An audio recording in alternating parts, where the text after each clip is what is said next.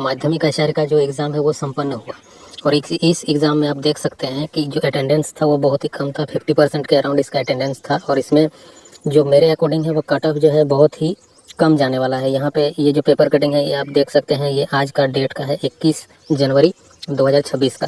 और इसमें देखिए हेडिंग में ही लिखा हुआ है, माध्यमिक आचार्य नियुक्ति परीक्षा में रिकॉर्ड गैर हाजिरी, हर दूसरा अभ्यर्थी गायब। यहाँ पे आप देख सकते हैं परीक्षा का 5 दिन का लेखा जोखा।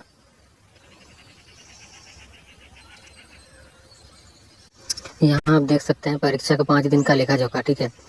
15 से 19 जनवरी सभी शिफ्ट मिलाकर कुल आवंटित अभ्यर्थी यानी कि टोटल कैंडिडेट जिसने फॉर्म अप्लाई किया था 50,004 के अराउंड था और कुल उपस्थित अभ्यर्थी 25,188, यानी कि टोटल जो प्रेजेंट हुए एग्ज़ाम में वो उसका संख्या ऑलमोस्ट 50% है। और यहाँ पे जो एब्सेंट है वो 24,816 और औसत उपस्थिति 50.37%, यानी कि इससे ये कहा जा सकता है कि जो अटेंडेंस है वो लेस देन 50% जो है वो 50% के अराउंड जो है वो माना जा सकता है अटेंडेंस। और ये बहुत ही जो है वो गुड न्यूज़ है उन कैंडिडेट के लिए जिन्होंने थोड़ा सा सीरियस इसका तैयारी किया था, माध्यमिक आचार्य का जो प्रिपरेशन था वो थोड़ा सा सीरियसली किया था। उन सभी कैंडिडेट्स के लिए जो है ये गुड न्यूज़ है, क्योंकि कट ऑफ जो है आप लोगों के लिए बहुत ही कम रहने वाला है। एक बार देख लेते हैं कि एग्ज़ाम कब कब था और कितना जो है उपस्थिति और अनुपस्थिति इसमें इस एग्ज़ाम में था। तो यहाँ पे देख सकते हैं आप शिफ्ट 1 और शिफ्ट 2 का यहाँ पे पूरा डिटेल्स में दिया हुआ है ये वाला तालिका में।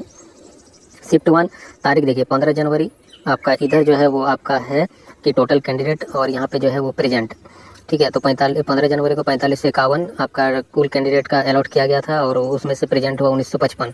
16 जनवरी 5405 और उसमें प्रेजेंट हुआ 2480। ऑलमोस्ट सभी में आप देख सकते हैं, यहाँ पे आपका डेटा आपके सामने है, सभी में जो है वो 50% के अराउंड जो है वो यहाँ पे उपस्थिति जो है वो देखने को मिल रहा है। शिफ्ट 2 में भी जो है 50% अटेंडेंस आपको यहाँ पे जो है वो देखने को मिल रहा है, ठीक है। तो यहाँ पे अटेंडेंस जो है वो 50% है एग्ज़ाम में।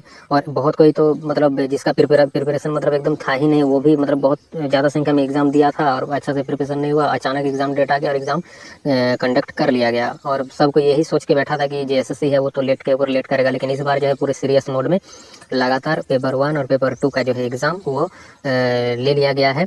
मतलब अभी भी पेपर जो है 2 का अभी एग्ज़ाम चल रहा है, 24 तारीख तक जो है उसका एग्ज़ाम अभी होने वाला है। लेकिन यहाँ पे जो है डेटा आप देख सकते हैं पेपर 1 का, ठीक है। पेपर 1 में जो एग्ज़ाम में बैठा है वही पेपर 2 में हो सकता है कि पेपर 2 में उससे भी कम उपस्थिति हो। अभी आंकड़ा तो अभी आना बाकी है, लेकिन मेरे हिसाब से उसमें जो प्रेजेंट है वो मतलब पेपर 1 से भी कम होगा। यहाँ पे झारखंड में अधिकतर नियुक्ति परीक्षाएं विवादों में फंस जाती है, कभी समय पर परीक्षाएं नहीं होती है, परीक्षाएं होती है, रिजल्ट में काफ़ी देर होती है, फिर रिजल्ट जारी होने के बाद मामला कोर्ट में पहुंच जाता है। मामला जो है आपका सामने आया है, झारखंड कर्मचारी चयन आयोग JSSC के माध्यमिक आचार्य के 1373 पदों के लिए पेपर 1 की परीक्षा में अभ्यर्थियों की बेरुखी सामने आई है। तो यहाँ पे थोड़ा सा विश्वास की भी कमी हुई है स्टूडेंटों में।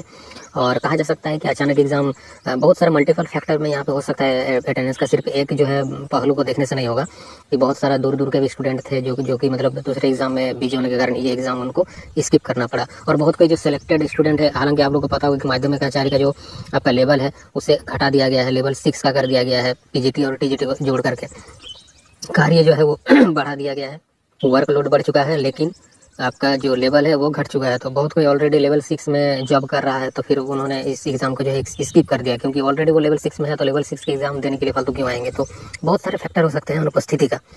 तो अब देखिए दोस्तों, हम लोग बात कर लेंगे कट ऑफ के बारे में। तो देखिए जैसे कि आप देख सकते हैं यहाँ पे जनरल का 180, मेरे अकॉर्डिंग 180 60%। देखिए यहाँ पे अटेंडेंस जो है वो 50% है, पहला फैक्ट, ठीक है।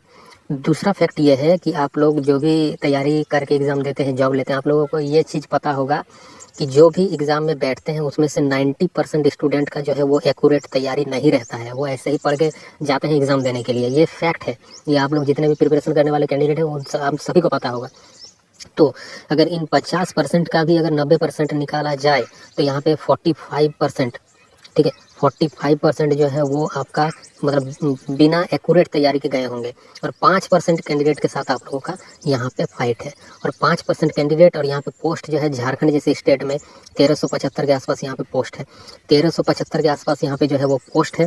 और 5% यहाँ पे आपका कैंडिडेट है टोटल। और टोटल जो है वो अप्लाई लमसम वही 40-50 हज़ार के आसपास ही जो है वो टोटल यहाँ पे एप्लीकेंट है। जैसे कि मैंने आप सभी को दिखाया पेपर में, वहाँ पे 50,000 मेंशन है, पेपर 1 में जो बैठे हैं वो 50,000 कैंडिडेट की संख्या में है।